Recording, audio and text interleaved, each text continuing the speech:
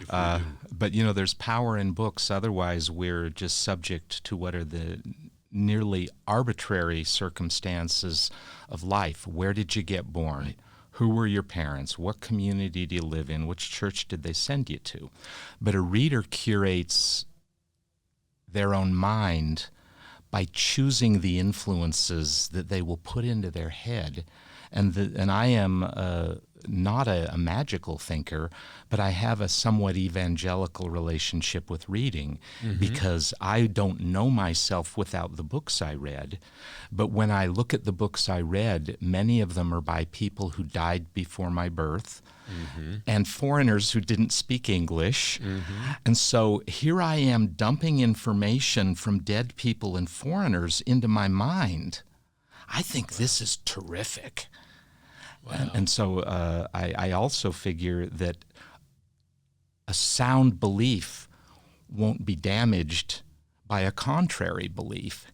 And if I have a flimsy belief, I will thank you for breaking it before I walk out of your studio today.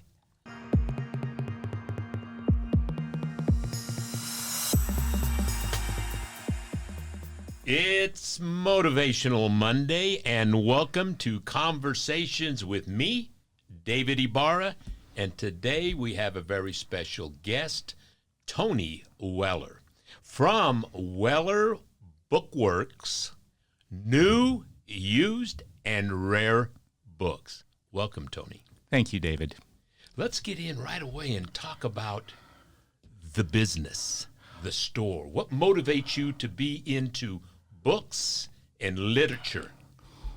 Well, I'm the grandson of the founder, although the second generation was the most instrumental in building the business. And I think by the time I was old enough to make decisions about the course of my life, I had already been so shaped by my reading that it was really hard to imagine another environment.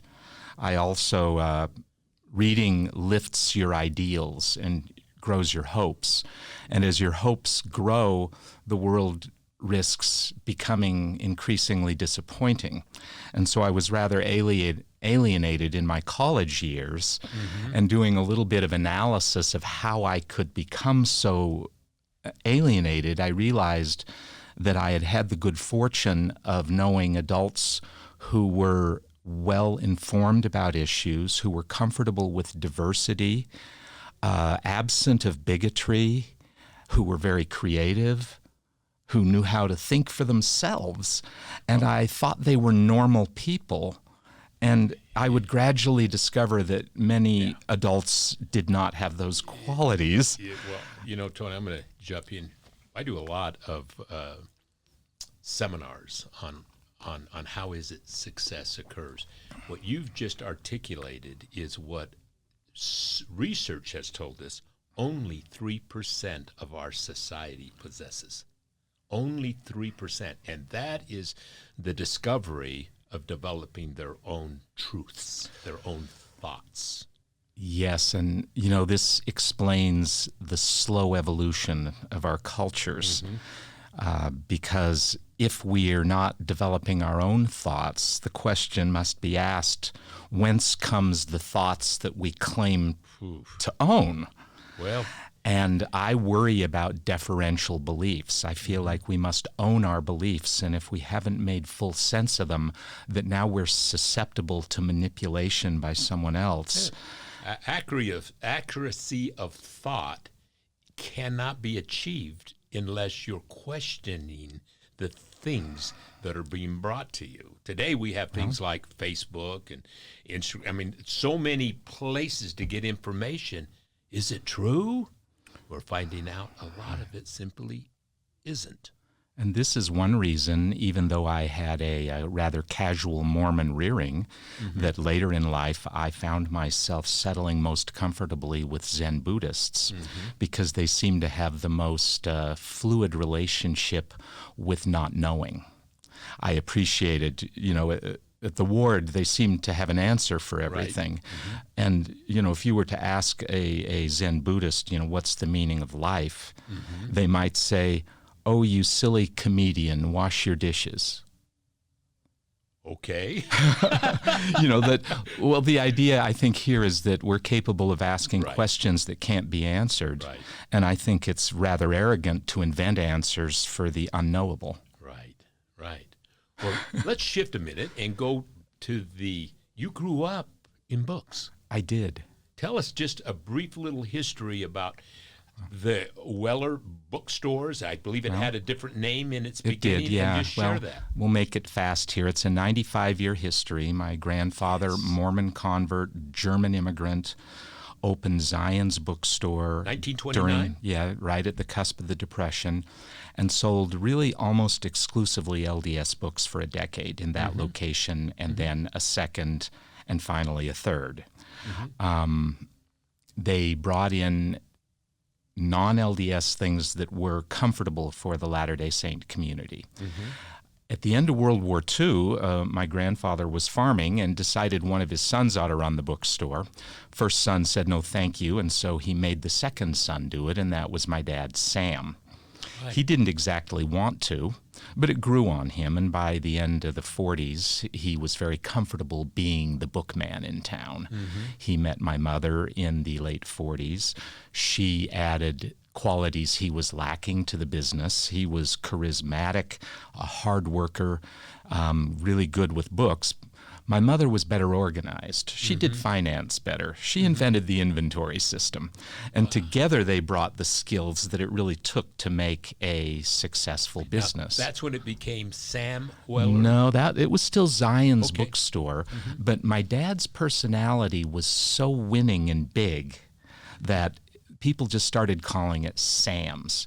Also, he wasn't as reverent as the grandfather, and he was proud in the post-World War II days to sell all types of books, including anti-Mormon, right, with Mormon books, and fundamentalist material that made the Salt Lake Church cringe a little.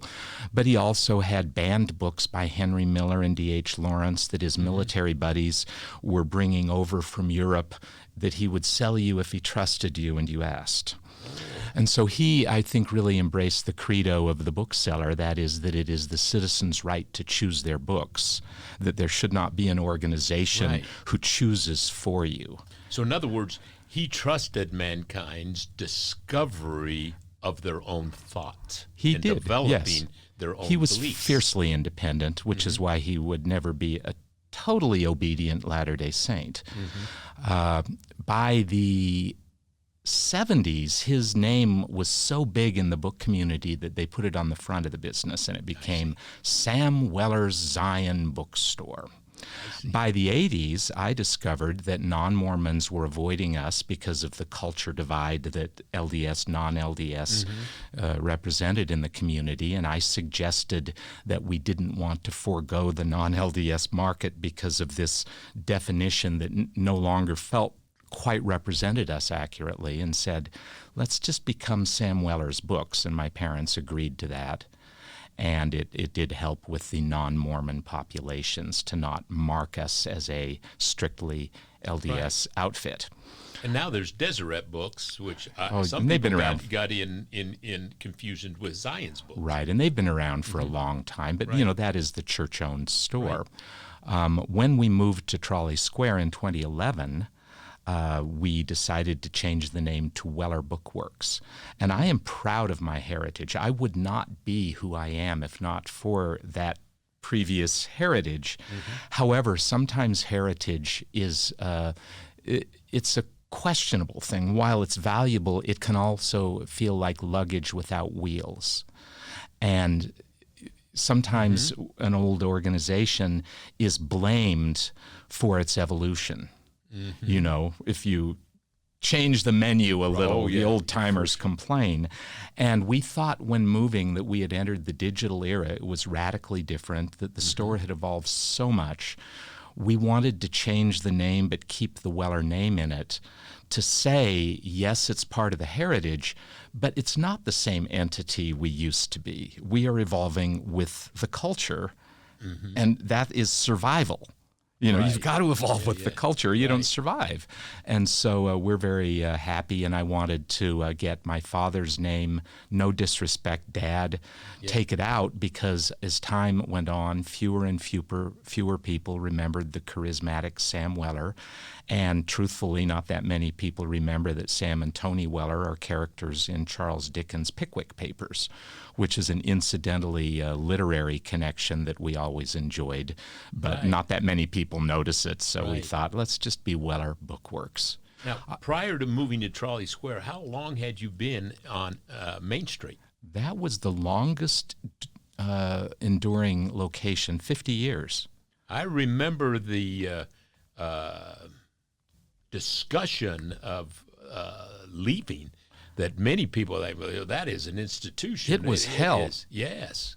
And had we received more support downtown, had the block not been eviscerated by development, had the stores all not disappeared, we'd still be there. But when we left, we were the last store on that block of Main Street, so no one can accuse us of not having fortitude. I can remember you even installing a coffee window. Oh, yeah, we put a coffee garden came in, and we were quite pleased to have them in our bookstore. We didn't even put a wall between us, you know. They had access to our store. We had access to their coffee shop. It operated on trust. Wow. I can remember Rocky Anderson as mayor fighting. He was tenacious about maintaining the a vibrant Main Street that frankly had already left. Well, it was an uphill battle against principles we don't have time to discuss today. So you moved to Trolley Square and Bookworks. Tell me about the name. Well, I wanted to Bookworks. store seemed to me to be a tired word. And I liked the idea. I'm very sensitive to the meaning of words, and I thought works. This is a term that appears in many phrases that inspire us. I work, books works, we work. We're not passive, we do things. And so I liked the idea of a word that seemed a little bit more dynamic than store. And works is the one we came up with. It was also, based on my socio-political orientations, a reminder to a world who seems to have forgotten the function of labor in our economy, to remind people that it is the workforce who builds wealth. Well, there's no doubt about that. Without somebody representing, presenting, creating the widgets, the services that you sell, capital by itself makes you nothing. When you combine capital with talent, you always end up with success. And you're so right. We've forgotten the value of talent. Yeah, labor needs to be respected better. Yes. And so we thought putting works in there was a way to, just sow the seeds of an idea in people's subconscious minds. The aisles are diagonal to represent brains on books. Now, that probably escapes everyone's interpretation, but I figure, well, you can put them this way, you can put them that way. I think I like the diagonal. Well, I'll make sure I take notice of that next time I'm in your store. Yeah, there's nearly no right angles. The walls were built on right angles 100 years ago, but what we put in, we've fought right angles nearly everywhere. Well, you have a different approach to the sale of new books, used books, and rare books, and you still have this thing that is the circle of reading a book and sharing your thoughts, or having an author come in and talk, read, and discussion. I've been to a couple of them at your store. Tell me about that. Well, we don't get as many author tours as we once did. There's been quite an evolution over 40 or 50 years in the nature of an author tour. These days, mostly we will host events for local writers, or if a writer is being toured around the country and the publisher offers it to us, we will take those events. Sure. That they're usually offered to us and we receive them. Every now and then we get very motivated and try and drag someone in, but the economics of events, they're not terribly friendly. Yeah. You can't get people to an event without advertising. Right. And I've never done the math, but I know that even cheap advertising can eat up all the profit that you will earn on an event if it isn't giant. Right. You know, mid-sized events, it's more of a public service and a promotional thing than it's a real money earner. Well, I attended one of your events, and it didn't seem like it seemed to me, if I recall, it was more about discussion of a group that agreed to read a book and then discuss it. I see, and we host different types of things, and I'm not sure which one you may have been at, but I think that is also a valuable thing. In our internet era, people have lost just the joy and the value of conversation. In fact, one thing I like about you, David, is we have had many deep conversations over the years, and there's at least 3 principles that we don't fully agree on. But I love the way that you hear me and I hear you, and there's no disrespect or loss of affection here. And so to me, this is progress. You know, how boring would it be if everyone agreed on everything? Sometimes I believe that we've lost our thoughts about just how our democracy or republic was supposed to. It was supposed to be slow. It was supposed to be conversations, coffee shops and gatherings, and then we would gather and make some legislation. But it was supposed to be, we didn't all agree, and that was okay. Well, and I read a book that was written for World War II soldiers to put a little solace and wisdom in their pocket, a thing called The Practical Cogitator, which was an anthology of great thoughts designed for the serviceman's pocket. I can't remember whose quote I read in there, but it really struck me when I was in my 20s when I read it. There was a quote saying that those who respond most violently when their opinions are questioned are precisely those whose opinions have the flimsiest foundations. No doubt about it. When you cannot have a conversation, it's because you have no content to your belief, and since you can't say something, it turns to anger. And it's so funny that you Don't say that. Don't punch me, please. Because the moment that I see that, I say, well, this is not going to be. This is where I end the conversation because there's no point in having it. Yeah, and you maybe then sort of shift gears to compassion and understanding because an intelligent conversation can't be had if a person doesn't understand their beliefs. And the belief is based on the fear that they've got to stick to it. You know, once I was, and this will seem like name dropping because it probably is, I had the good fortune of getting an appointment from President Clinton to the Air Force Academy, where I served with General Scowcroft and other senators, congresspeople, actually Michael Young from the University of Utah. At that time, he was not the president, but we put together a report based on the curriculum, the facility, and the morale of the Air Force cadets. Then presented the report to President Clinton in person. I was assigned to be one of those who did that. Great honor. While in his office, he was just easy to communicate with, and I'll never forget. He says, "Do you have any questions?" And it popped up. One popped up to my mind, and I said, "Mr. President, can you tell me how it makes you feel when people consistently refer to you as a waffler?" And I'll never forget, he stood up, he walked over to me, put one hand on my shoulder, and he said, "David, I prefer to call that listening. And if you have a conversation with another and you listened, you will walk out with a altered opinion every time. So I'll never stop waffling." I thought, what an unbelievably good answer, because it's so correct, and we don't do that anymore. And hasty judgment is a toxic problem with adults. That we gain information, we judge too rapidly, we misunderstand. Part of my Zen trip is withholding judgment so that we can take in more information before we finally make a decision, because hasty judgments lead to chaos. We must think about things, and I'm Boy. sorry, but my certainty doesn't prove anything. At what age do you wish you had unlocked the principles that lead to success? Where do you think you'd be today if you had learned them as a child? Yes, Our Kids Can is a program developed at Harvard and tested in San Antonio's school systems, designed to give children of all backgrounds the opportunity to plant the seeds for future success, using learning techniques they understand and enjoy. Through engaging animated stories, fun sing-along songs, and interactive games, Yes, Our Kids Can teaches your child the empowering, success-driven principles needed to reach their full potential.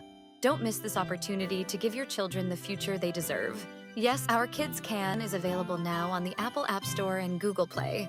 Sign up today and help make your child's dreams a reality. Tell you about, it's interesting. I was a kid, grew up in Utah foster care, didn't do well in school, didn't do well in Utah, frankly, as a kid from color living in Provo, Utah.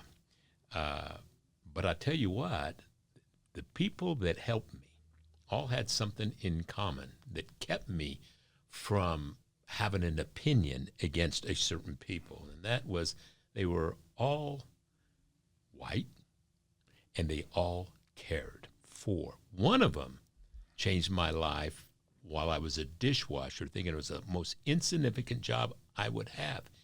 He gave me a book and he told me, David, if you read this book, I own 25 restaurants, and I visit this restaurant every 2 months. I'll carve out an hour for you, and we'll discuss the book and how it'll change your life, because it changed mine. The book was Think and Grow Rich by Dr. Napoleon Hill. And I wasn't a reader. But from that book, I became a reader. At least I'm going to read a book a month, if not more. And it took me places I could have never gone in my mind. So vivid, thoughts so vivid that, man, books matter. While I didn't get a college education, I got a good education through reading books, and I got a master's degree in the School of Hard Knocks, just experience. But books and classes at community colleges, you never can stop learning. Well, I certainly hope not. I think we'll all die ignorant. But, there's power in books. Otherwise, we're just subject to what are the nearly arbitrary circumstances of life. Where did you get born? Right. Who were your parents? What community do you live in? Which church did they send you to? But a reader curates their own mind by choosing the influences that they will put into their head. And I am not a magical thinker, but I have a somewhat evangelical relationship with reading because I don't know myself without the books I read. But when I look at the books I read, many of them are by people who died before my birth and foreigners who didn't speak English. And so here I am dumping information from dead people and foreigners into my mind. I think this is terrific. Wow. And so I also figure that a sound belief won't be damaged by a contrary belief. And if I have a flimsy belief, I will thank you for breaking it before I walk out of your studio today. That is so profound. I'll tell you something. It's interesting. In Dr. Hill's book, I'll never forget, as a 18-year-old kid, he was going to introduce me to my other self. And that was the self that would dare to take the greatest journey in your life, the journey of discovery of your own thoughts. And when you look at, he told me that I had to develop my guides. And so one of my guides was Bob Farrell. He continues to whisper in my ear, but the other one, I can still hear Napoleon Hill at times whisper in my ear in his voice. And they're imaginary guides of who I wanted to have a discussion. Abraham Lincoln, another. Who did I want to have as my core discussion, imaginary, before I would go forward in an action? I had a team. And it's funny, you would take, there are folks now that all three of them are gone or have been gone a long time. but they're never gone as long as their words are read. And tell me this, do you not feel more intimate with them than some of your closest friends? Absolutely. I have more The conversations depth with them. of entry in a book is so intimate. Yeah. Sometimes I say to people who don't know when my favorite authors died, I say, oh yeah, I'm good friends with Emma Goldman and Marshall McLuhan. And they say, you know them? And I go, no, but this is my way of expressing the intimacy I feel with the things they wrote. You know, I feel that I know them well. I know Mahatma Gandhi and Lao Tzu. Right. Tell me about, you've got some books in front of you. Well, I just brought a And- few that are representative of large chunks of my personality. Well, tell Because me, many tell us. books shifted me off the path of my native culture. Perfect. You know, when I was 21, my mom said, okay, you're an adult now. I can ask, what happened to you? You're not like anyone in the family. You're not like anyone I know. And my mom and I had a beautiful relationship all the way. So I thought, this is a respectful question. It's not an insult. And I said, Mom, you reared me in a bookstore, and it's impossible when you're exposed to a lot of ideas to settle for the ordinary ones or the ones that you may have, had delivered to you as a child. Right. And so books shift our beliefs, and I think that's why small-minded cultures censor books. Well, the book that absolutely changed my life was Think and Grow Rich, no doubt. And then I went on to, because I wasn't a good reader, I went on to some simple books like Tom Blanchard, and then grew and grew and grew and grew. Tell me, what are some of the books that changed or shaped your life? This is a big one for me, Silence by John Cage. Who would expect it? He was a rebel composer, avant-garde classicist, but I like the people who break the rules and make the field of play largest. And he decided that all sounds were legitimate for music and that any note could be legitimate in the right context. And most of his career was unpredictable because of his inevitable dalliances with chance. But he wanted to discover ways of collaboration that brought out the artistic possibilities of each musician. I'll wrap it up by saying that when someone once asked him why he made music, his answer was, I don't make music because I have a sound I want to share. I make music to discover sound. So I think of this book of his lectures as a manual on joy and creativity. Here's a man who found more joy and creativity in his life than ordinary mortals can fathom. But he also mentioned great people. And in here he mentioned this marvelous woman, Emma Goldman. And I thought, who is that? And I had to find out. So shortly thereafter, I went and read Emma's book, Living My Life. And she's a badly disparaged, eventually she was exiled from the country. A Russian immigrant, experienced the worst of labor abuses in the East in the late 1800s. Known as Red Emma, called the most dangerous woman in America. But honestly, what she did was she fought for women's rights. She fought for the rights of laborers. She fought to get children out of factories. And she fought for the working class and the poor's right to pleasure. And I think she's a hero who was radically misunderstood by frightened small minds. You know, it just bounced me into something that was profound in a book I read called Atomic Habits. And in there, the author talked about just any change merchant and what behavioral confusion they cause, and the way that people will go after any disruptor with any weapon they can out of fear of change. Right. Well, it's hard because we long for stability. And I'm really not a publicist for the Buddhists, but there's this Zen principle that security itself is an illusion, that life by nature is insecure. Right. and that we must embrace the unknowable insecurity of life if we are to get the most from it. That we can attempt to build secure situations, but the world might not cooperate. And the better prepared we are for the unpredictable moment, Absolutely. and so it's hard to relish insecurity. It really is. Right. But Life is a bit messy. But I think in the end, if we're to be honest philosophers, we must admit that life, nobody asked me how to design the world. Well, and it's interesting when we come up against something that is troubling to us. It's an adversity.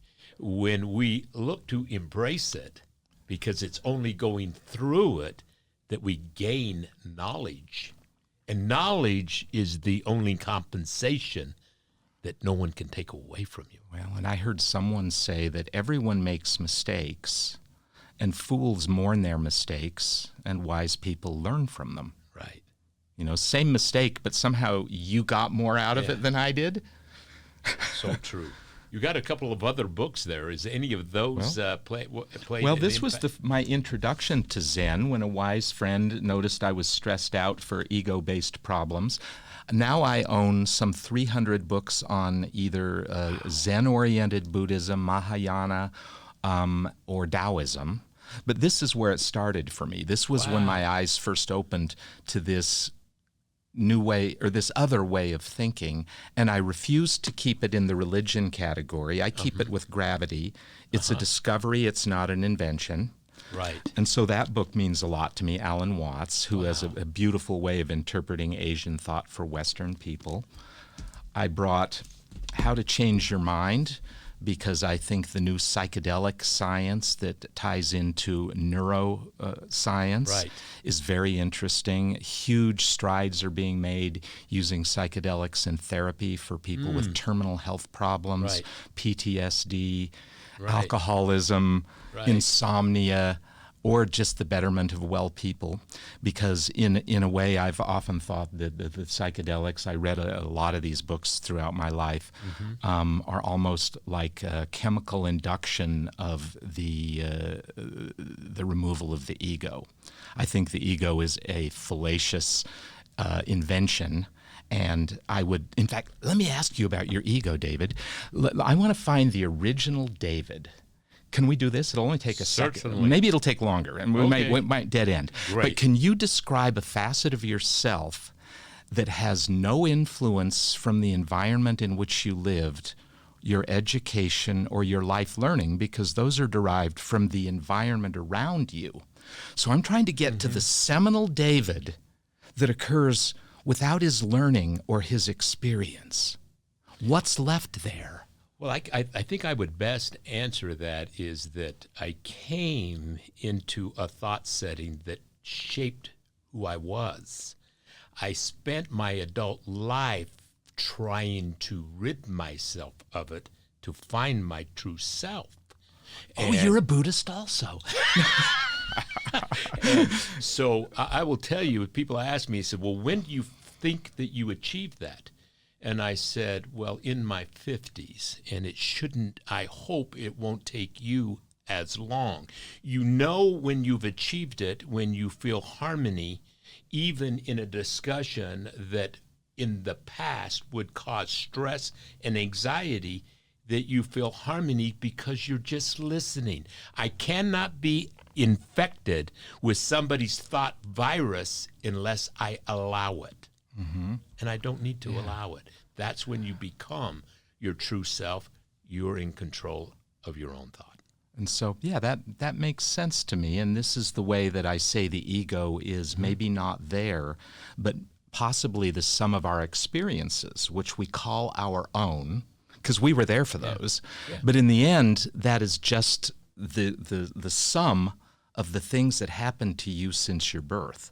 But I think to the degree that we call these experiences ourself, we start to distance ourselves from others. And if we realize that we all have the same kind of foundations, but our lives make us different, I think we become more tolerable and compassionate towards others. Sometimes I say to myself, I am trying to discover who I am without me. And it turns out, no matter how often I reject my own ideas and beliefs, I'm still here undiminished. Right. That's cool. And so, no harm.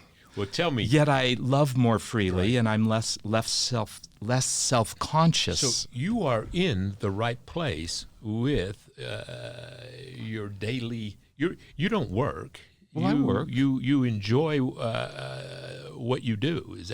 Would that be true? Well, I do, and I actually have a kind of OCD tendency to overwhelm myself with too many things, and have developed a knack of putting all out of mind except the one at hand. And so sometimes when I'm talking too long at work, the person talking to me can't tell that I'm stressing out about 15 things I better get done.